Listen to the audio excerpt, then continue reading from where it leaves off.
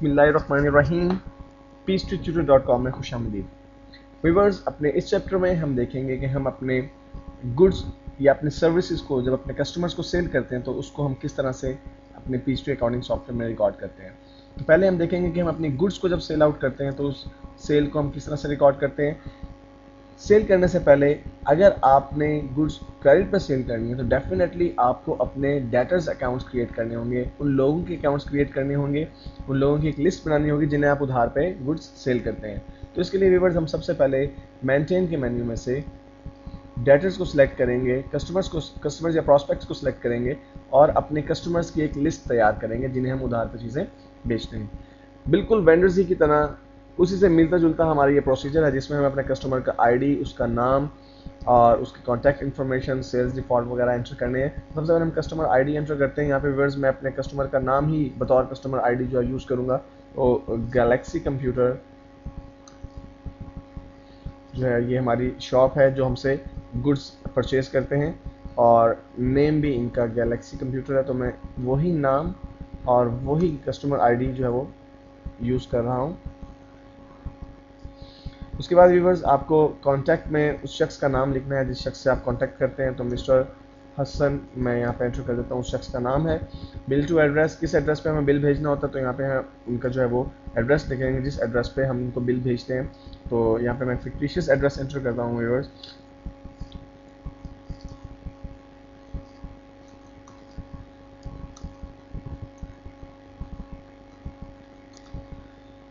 उसके बाद व्यूवर्स हमें यहाँ पर कुछ ये हमारे पास ऑप्शनल फील्ड्स हैं, मसलन उनका telephone number, fax number, website और अगर उनका ईमेल एड्रेस हो तो हम यहाँ पे एंटर कर देंगे। सेल्स डिफ़ॉल्ट मेन जो हमारा सेटिंग है वो यहाँ पर है और यहाँ पर अगर हम देखें उसमें से भी व्यूवर्स जो हमारा मेन जो फील्ड है general sales account. General sales account को यहाँ पे क्या ताल्लुक है? डेफिनेटली जब आप अपने वेंडर्स को सेल करते हैं तो आपके वेंडर्स के अकाउंट तो अपडेट होते ही हैं, साथ साथ आपके सेल्स अकाउंट भी अपडेट होता है। इसलिए आपको यहाँ पे सेल्स का अकाउंट जो है वो लिंक करवाना है, लेकिन हम इसको लिंक करवाने की ज़रूरत नहीं है क्योंकि हम अपने कस्टमर्स के डिफ़ॉल्ट में चैप्टर नंबर 2 में हमने देखा था कि डिफ़ॉल्ट को किस तरह सेट करते हैं। हमने उस चैप्टर में पहले ही अपने डिफ़ॉल्ट सेट किए हैं, डिफ़ॉल्ट जो है वो सेटिंग की हुई हैं, इसलिए मैं अपने सेल्स अकाउंट यहाँ पे लिंक नहीं करवाना पड़ रहा। और इसके ऊपर एक ऑप्शन है व्यूअर्स सेल्स रिप्रेजेंटेटिव का। बेसिकली बड़ी ऑर्गेनाइजेशन में डिफरेंट कस्टमर्स को डील करने के लिए डिफरेंट सेल्स रिप्रेजेंटेटिव होते हैं, तो यहाँ पर हमारे पास ऐसा कोई मैकेनिज्म नहीं है, इसलिए हम इस ऑप्शन पर एज इट इज़ छोड़ देते हैं। टर्म्स एंड क्रेडिट ये भी वही हम पहले ही डिसाइड कर चुके हैं डिफ़ॉल्ट के अंदर कि 2, 10 एंड 30 टर्म है हमारी और क्रेडिट लिमिट 50,000 की है। पेमेंट्स डिटेल्स वगैरह भी हम पहले ही जो तय कर चुके हैं व्यूअर्स, उसके साथ कि हम चेक के ज़रिए लेंगे या कैश के ज़रिए, जो हम ये दो हमारे पास पेमेंट मेथड हैं, चेक और कैश के। तो व्यूअर्स इतनी इन्फॉर्मेशन एंटर करने के बाद आपको इस सेव के बटन पर क्लिक करना है। जब आप सेव करते हैं तो आपका ये कस्टमर, आपका ये डेटा जो है वो सेव हो चुका है। अब आप अपनी गुड्स सेल कर सकते हैं। व्यूअर्स अब हम देखेंगे कि हम गुड्स को जब सेल आउट करते हैं तो किस तरह से हम सेल्स को रिकॉर्ड करते हैं। व्यूअर्स इसके लिए भी आपके पास मल्टी ऑप्शंस मौजूद हैं। आप मसलन अपने मेन्यू में से टास्क के मेन्यू को सिलेक्ट करें और यहाँ पे आपके पास सेल्स और इनवाइसिंग का ऑप्शन मौजूद है। यही ऑप्शन व्यूअर्स आपके पास विजुअली तौर पर भी मौजूद है। अगर आप देखें तो नेविगेशन एड्स में अगर आप चले जाएँ और यहाँ पर आपको सेल्स का अगर आप टैब आपने सेलेक्ट किया हो तो उस सूरत में व्यूअर्स आपके पास सेल्स और इनवाइस का ऑप्शन मौजूद है। यही ऑप्शन अगर हम यहाँ पे क्लिक कर दें या आप मेन्यू में से सिलेक्ट कर लें, दोनों सूरतों में आपके पास एक ही विंडो अपीयर होगी। व्यूअर्स यहाँ पे सबसे पहले आपको उस कस्टमर को सिलेक्ट करना है जिससे आप चीज़ें सेल कर रहे हैं। अभी तक हमने चूँकि सिर्फ एक ही कस्टमर ऐड किया है इसलिए उस लिस्ट में सिर्फ गैलेक्सी कंप्यूटर्स ही आ रहा है। जो ही मैंने इसे सिलेक्ट किया उसके तमाम डिटेल, उसका एड्रेस, उसका नाम और वो सब यहाँ पर आ चुका है। यहाँ पे मैं इनवाइस नंबर एंटर करूँगा। डेफिनेटली जब हम किसी को क्रेडिट पर चीज़ें सेल करते हैं तो उसे एक इनवाइस नंबर जारी करते हैं।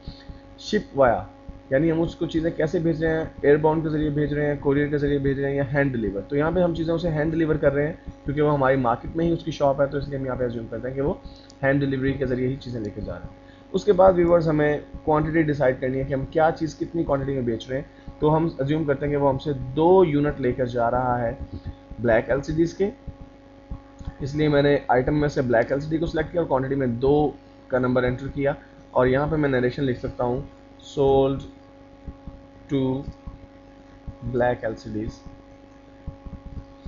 और व्यूअर्स उसके बाद यूनिट प्राइस आप देखें अगर तो यहाँ पे प्राइस लेवल आपने जो डिटरमिन किए थे वो दो प्राइस लेवल थे, 4800 एक आप और 5500। 4800 इंडिविजुअल कस्टमर्स के लिए था व्यूअर्स, और प्राइस लेवल 1 जो है आपने अपने मार्केट के लोगों के लिए, शॉपकीपर्स के लिए, बिजनेसमैन के लिए जो प्राइस लेवल सेट किया था वो 5500 था।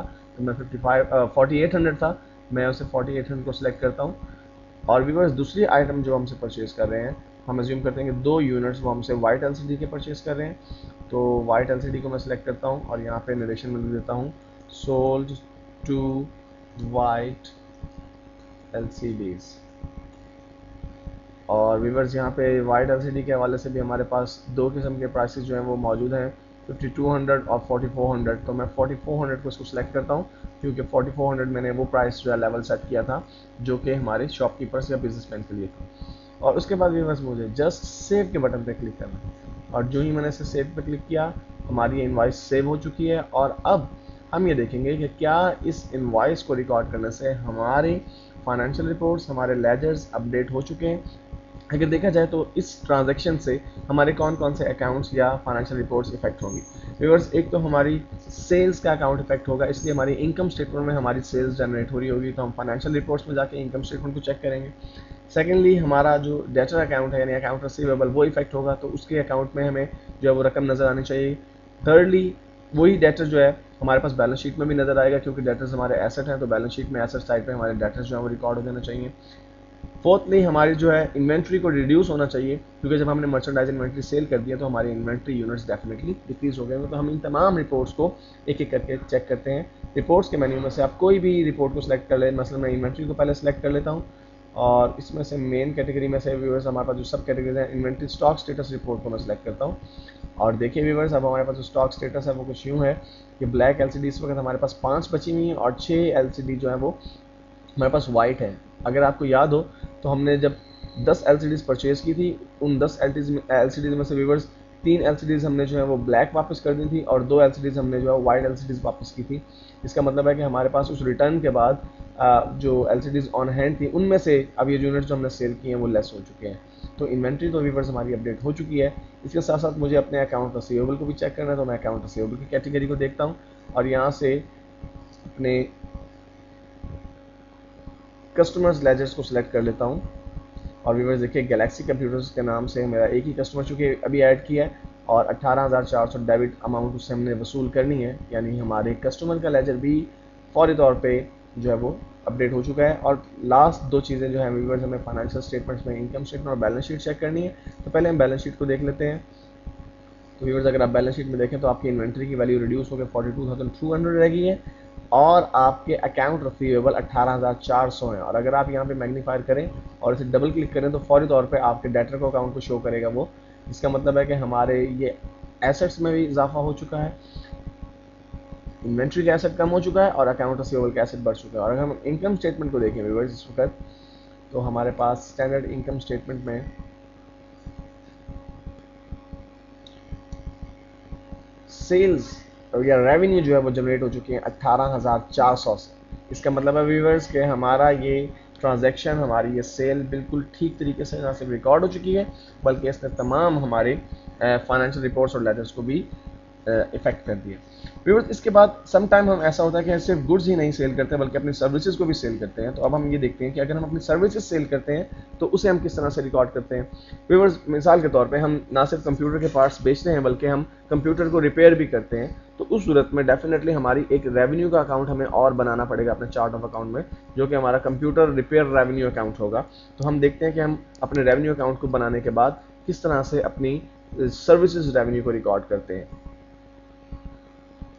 तो व्यूअर्स सबसे पहले हम अपने चार्ट ऑफ अकाउंट में एक सर्विसेज रेवेन्यू का अकाउंट जो ऐड करते हैं, उसके लिए मैं मेंशन के मेन्यू में से चार्ट ऑफ अकाउंट को सिलेक्ट करता हूं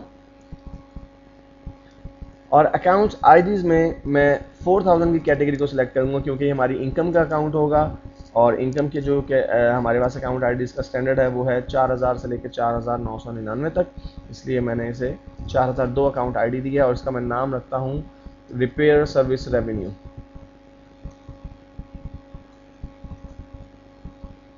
और व्यूअर्स अकाउंट टाइप में से डेफिनेटली मैं इसे इनकम के तौर पर सिलेक्ट करूंगा क्योंकि हमारी इनकम है, और ऐसा करने के बाद मैं इसे सेव कर देता हूं।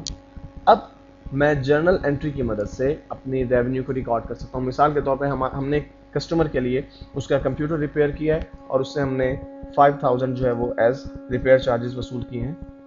तो इस चीज़ को मैं कैसे रिकॉर्ड करूंगा अपने पीएचडी अकाउंटिंग सॉफ्टवेयर में, इसको मैं जर्नल एंट्री की मदद से अपने सॉफ्टवेयर में रिकॉर्ड करूंगा। और जर्नल एंट्री रिकॉर्ड करने के लिए मैं टास्क के मेन्यू में से जर्नल एंट्री को सिलेक्ट करता हूं और उसके बाद व्यूवर्स डेट यहाँ पे मैं एज इट इज रहने देता हूँ और जर्नल लेजर में मैं डेबिट करूंगा कैश अकाउंट को, क्योंकि मैं कैश पे सर्विसेज परफॉर्म कर रहा हूँ। और यहाँ पे मैं नरेशन में लिख दूंगा सर्विसेज रेवेन्यू फॉर, या फिर मैं लिख सकता हूँ कि रिपेयर कंप्यूटर, और उसको डेबिट कर देता हूँ मैं फॉर 5000 रुपीज़ से व्यूवर्स। और इसके बाद मैं क्रेडिट करूँगा डेफिनेटली अपनी उस नई रेवेन्यू अकाउंट को, जो कि रिपेयर सर्विस रेवेन्यू का अकाउंट है मेरे पास, और इसको व्यूवर्स मैं क्रेडिट करता हूँ 5000 से। और इसे मैं व्यूवर्स सेव कर लेता हूँ। अब मुझे जस्ट ये देखना है कि क्या मेरी इस एंट्री का इम्पैक्ट भी मेरी तमाम रिपोर्ट्स पर हो चुका है। तो मैं जस्ट दो रिपोर्ट्स किस वक्त देखूंगा, एक तो मेरा कैश अपडेट होना चाहिए डेफिनेटली, कैश का लेजर, और दूसरा हमारे जो सेल्स का अकाउंट जो या रेवेन्यूज का अकाउंट अपडेट हो जाना चाहिए। तो रिपोर्ट्स के मेन्यू में से मैं कोई भी कैटेगरी यानी फाइनेंशियल स्टेटमेंट को सिलेक्ट कर लेता हूँ और बैलेंस शीट के बजाय इनकम स्टेटमेंट देखते हैं हम पहले कि हमारी इनकम स्टेटमेंट इस वक्त क्या सिचुएशन शो कर रही है।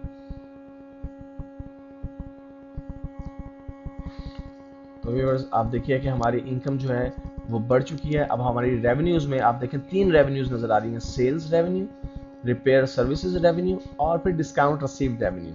यानी हमारी ये इस एंट्री ने हमारी फाइनेंशियल स्टेटमेंट पर अपना करेक्ट इंपैक्ट डाल दिया। और लास्ट चीज़ मुझे देखनी है वो अपने जर्नल लेजर में से मैं कैश का लेजर देखना चाहता हूँ। तो मैं जर्नल लेजर्स को सिलेक्ट कर लेता हूँ और यहाँ से मैं कैश का लेजर में अगर देखूँ तो ये 5000 जो है ये देखिए रिपेयर रेवेन्यू की वजह से डेबिट हो रहे हैं और मेरा कैश का अकाउंट भी अपडेट हो रहा है। इट मीन्स कि इस ट्रांजेक्शन का इम्पैक्ट भी बिल्कुल करेक्टली मैंने अपने पीएचडी अकाउंटिंग सॉफ्टवेयर में पोस्ट कर दिया।